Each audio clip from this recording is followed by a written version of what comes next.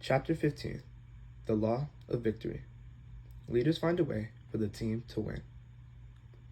Have you ever thought about what separates the leaders who achieve victory from those who suffer defeat? What does it take to make a team a winner? It's hard to identify the quality that separates winners from losers. Every leadership situation is different. Every crisis has its own challenges. But I think that victorious leaders have one thing in common. They share an unwillingness to accept defeat. The alternative to winning is totally unacceptable to them. As a result, they figure out what must be done to achieve victory.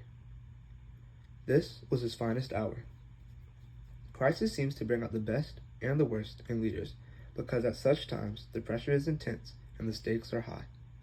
That was certainly true during World War II when Adolf Hitler was threatening to crush Europe and remake it according to his vision.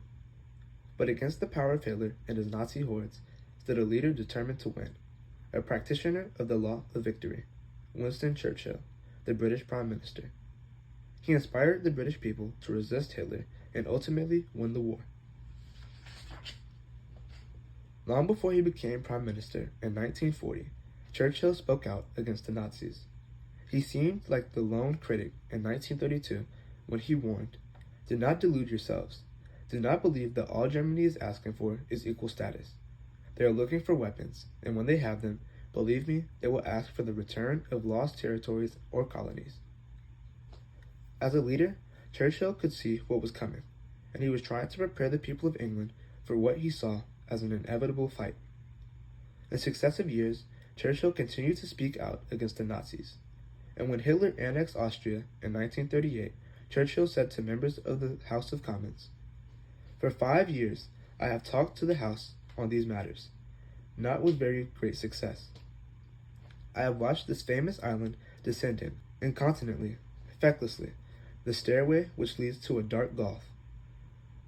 Now is the time, at last, to rouse the nation. Perhaps it is the last time it can be roused with the chance of preventing war, or with a chance of coming through with victory, should our effort to prevent war fail." Unfortunately, Prime Minister Neville Chamberlain and the other leaders of Great Britain did not make a stand against Hitler. They were not prepared to do what it took to achieve victory, and more of Europe fell to the Nazis. By mid-1940, most of Europe was under Germany's thumb. But then something happened that probably changed the course of history for the free world. The leadership of England fell to the 65-year-old Winston Churchill, a courageous leader who had practiced the law of victory throughout his life. He refused to buckle under Nazis' threats. For more than a year, Great Britain stood alone facing the threat of German invasion. When Hitler indicated that he wanted to make a deal with England, Churchill defied him. When Germany began bombing England, the British stood strong, and all the while, Churchill looked for a way to gain victory. Churchill would accept nothing less. Time after time, Churchill rallied the British people. It began with his first speech after becoming Prime Minister. "We have before us an ordeal of the most grievous kind. We have before us many, many long months of struggle and of suffering. You ask, what is our policy? I can say, it is to wage war, by sea, land, and air, with all our might, and with all the strength that God can give us. To wage war against a monstrous tyranny, never surpassed in the dark, lamentable catalogue of human crime. That is our policy. You ask, what is our aim? I can answer in one word: victory. Victory at all costs. Victory in spite of all terror. Victory, however long and hard the road may be, for without victory, there is no survival." Meanwhile, Churchill did everything in his power to prevail. He deployed troops in the Mediterranean Sea against Mussolini's forces. Although he hated communism, he allied himself with Stalin and the Soviets, sending them aid even when Great Britain's supplies were threatened and its survival hung in the balance. And he developed his personal relationship with another powerful leader, Franklin Roosevelt. Though the President of the United States was reluctant to enter the war, Churchill worked to build a relationship with him, hoping to change it from one of friendship and mutual respect to a full-fledged war alliance.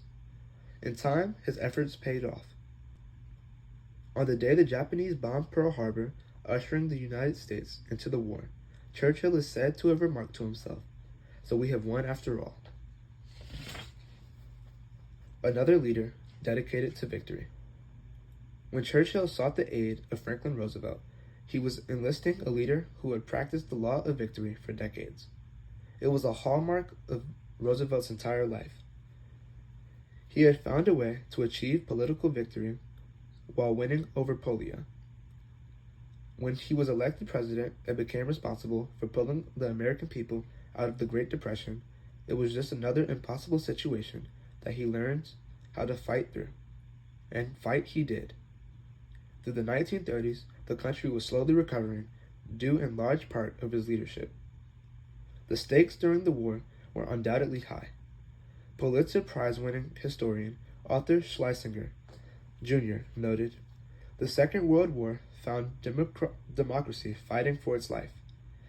By 1941, there were only a dozen or so democratic states left on Earth, but great leadership emerged in time to rally the democratic cause. The team of Roosevelt and Churchill provided that leadership like a 1-2 punch.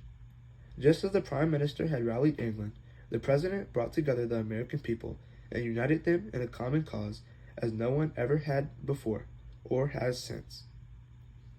To Churchill and Roosevelt, victory was the only option. If they had accepted anything less, the world would be a very different place today. Schlesinger stated, "Take a look at our present world. It is manifestly not Adolf Hitler's world. His 1,000-year retch turned out to have a brief and bloody run of a dozen years. It is manifestly not John Stalin's world. That ghastly world self-destructed before our eyes. Without Churchill and England, all of Europe would have fallen. Without Roosevelt and the United States, it might have never been reclaimed for freedom.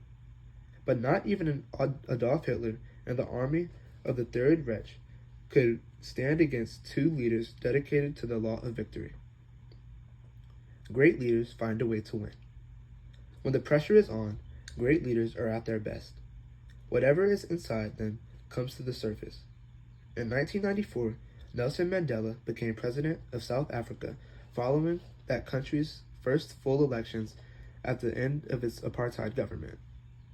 It was a huge victory for the people of that country, and it was a long time coming. The road to that victory was paved with 27 years of Mandela's life spent in prison. Along the way, he did whatever it took to bring victory one step closer. He joined the African National Congress, which became an outlawed organization. He staged peaceful protests.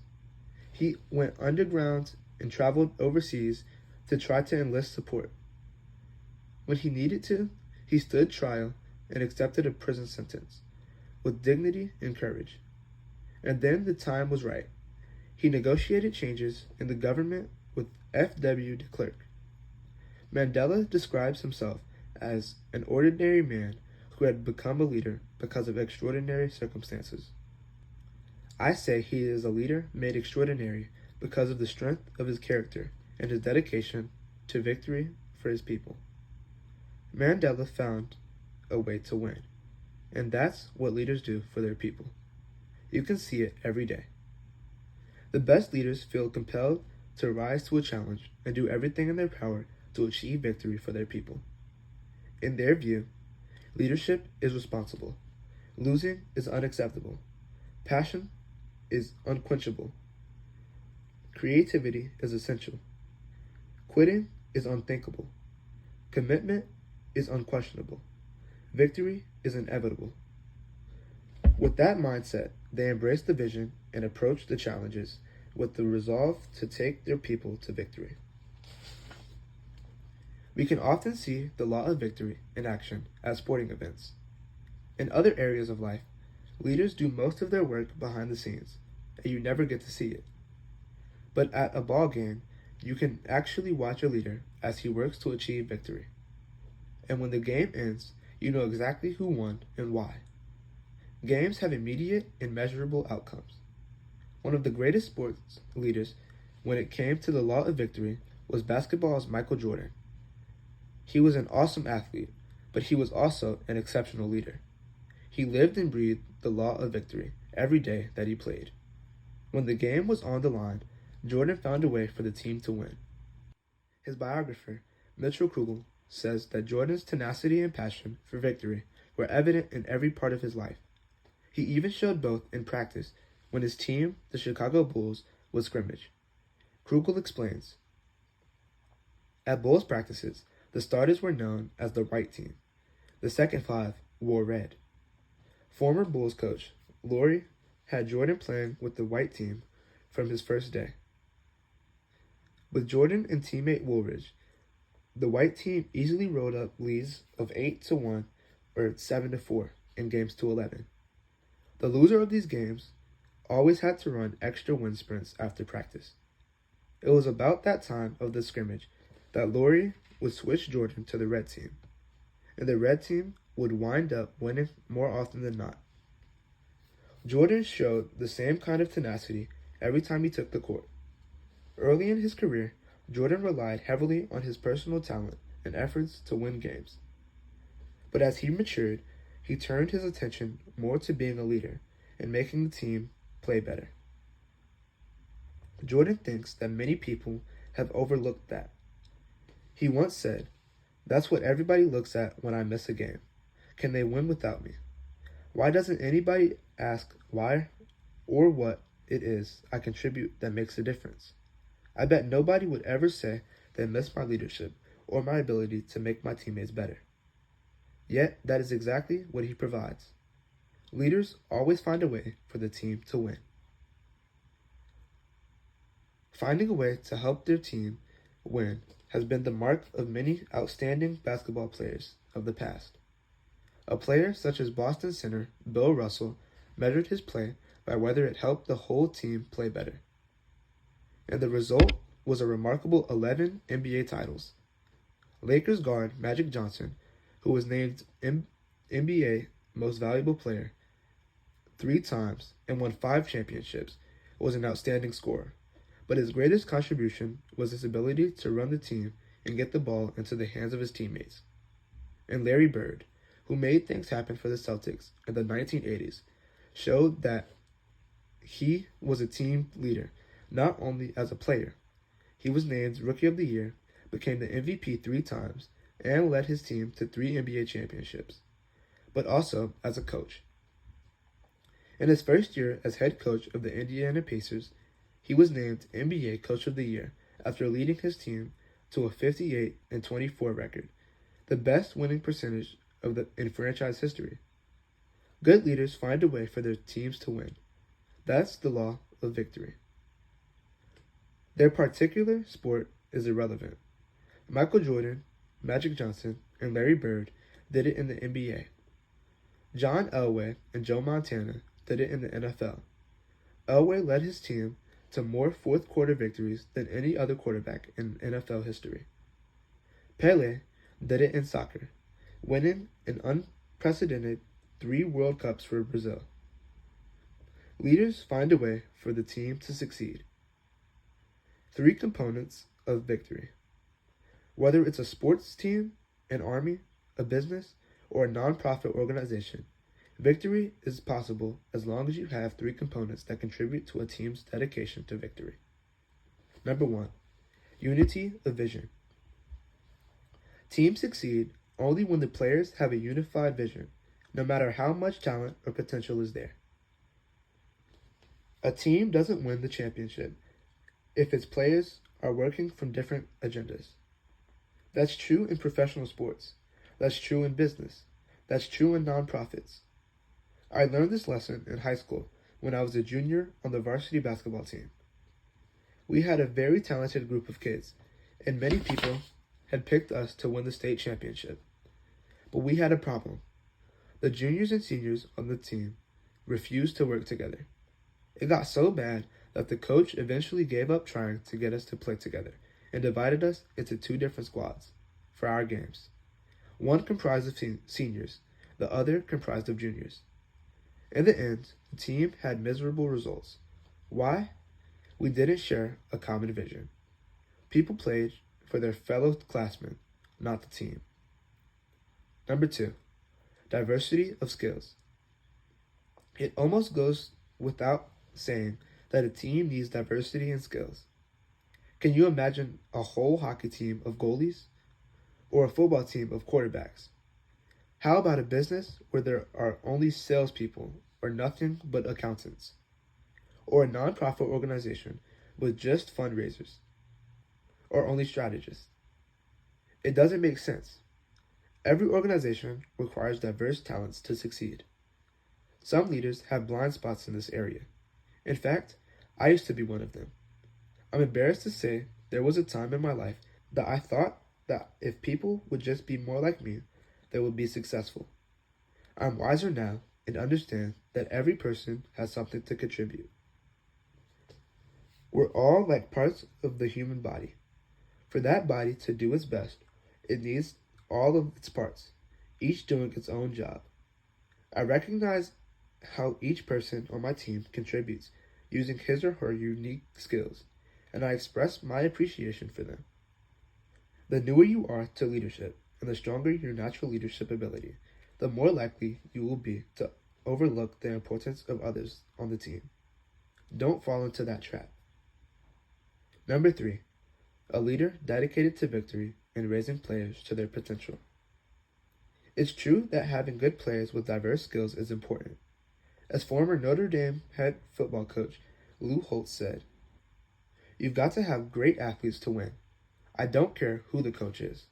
You can't win without good athletes, but you can lose with them." This is where coaching makes the difference. In other words, you also require leadership to achieve victory. Unity of vision doesn't help spontaneously. The right players with the proper diversity of talent don't come together on their own. It takes a leader to make those things happen. It takes a leader to provide the motivation, empowerment, and direction required to win. The law of victory is his business. One of the most noteworthy success stories I've come across is that of Southwest Airlines and Herb Keller, whom I mentioned in the chapter on the law of connection. The company's story is an admirable example of the law of victory in action. Today, Southwest looks like a powerhouse that has everything going for it. In the routes where it flies, it dominates the market. The company is on a steady growth curve, and its stock performs extremely well. It is the only U.S. airline that has earned a profit every year since 1973, even as other airlines have gone bankrupt and disappeared. It is the only airline that has thrived in the wake of 9/11. Employees love working there. Turnover is extremely low, and the company is considered to have the most productive workforce in the industry. And it's extremely popular with customers. Southwest gets consistently superior customer service ratings. It has maintained the fewest overall customer service complaints in the industry since 1987.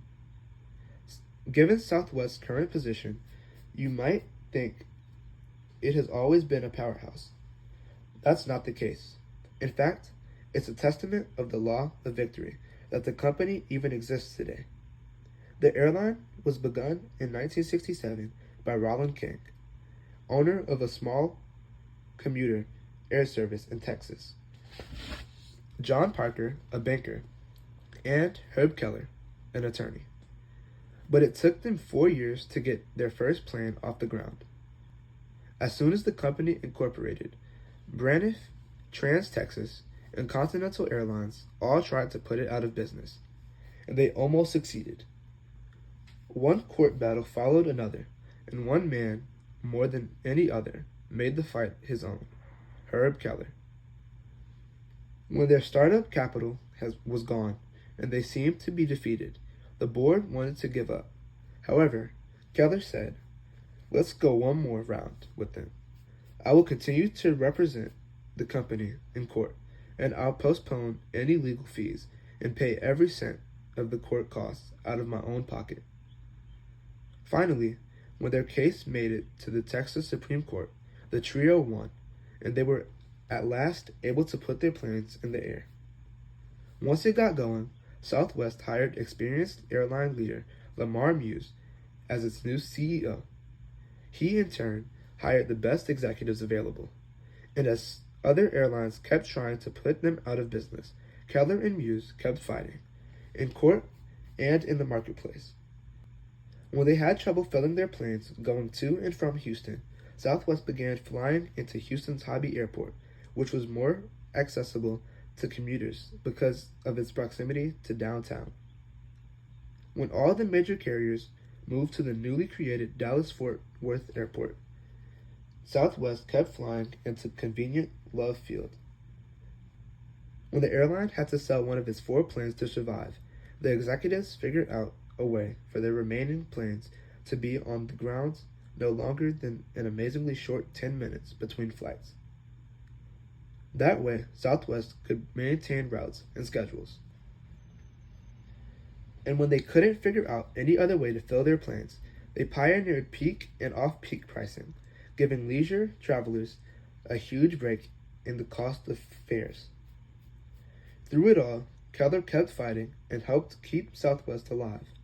In 1978, 7 years after he helped put the company's first small fleet of planes into the air, he became chairman of the company. In 1982, he was made president and CEO. Today, he serves as executive chairman of the board. He and his colleagues continue to fight and find ways for the company to win. And look at the success. There's a visual. If you're reading this on paper, then you're welcome to look at that. Southwest President Colleen Barrett sums it up. The warrior mentality, the very fight to survive, is truly what created our culture. What Keller, Barrett, and the rest of the Southwest leadership team have is not just a will to survive, but a will to win. Leaders who practice the law of victory believe that anything less than success is unacceptable, and they have no plan B. That is why they keep fighting, and it's why they continue to win. What is your level of expectation when it comes to succeeding for your organization? How dedicated are you to winning your game? Are you going to have the law of victory in your corner as you fight? Or when times get difficult, are you going to throw in the towel? Your answer to that question may determine whether you succeed or fail as a leader, and whether your team wins or loses.